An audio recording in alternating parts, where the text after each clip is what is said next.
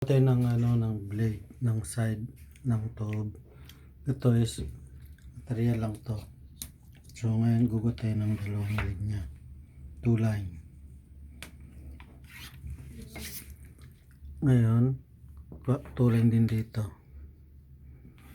Yan, tapos kunin natin yung blade.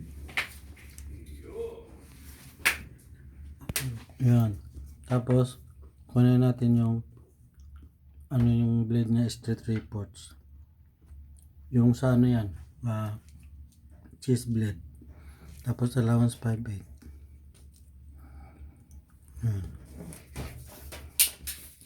Tapos kunin natin yung height ng blade 7. Yan, 7 din dito. Guhitan natin ng diretso. So mula dito kunin naman natin yung sa waist blade 3 sa division, itong sukat na sa division, up lang tayo ng 1/4. Guhitan natin yan. Tapos allowance mga 1 cm. Okay. Yan, guhitan lang natin yan ng diretso. Just kuha natin yung ilan yung 3. So yan yung 3 allowance. Guhitan lang natin.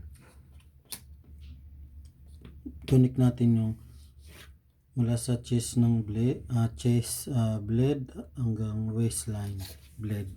So tapos na, kakarb na lang natin to.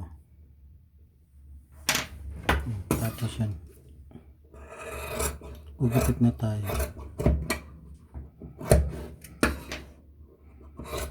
Diretso lang yan.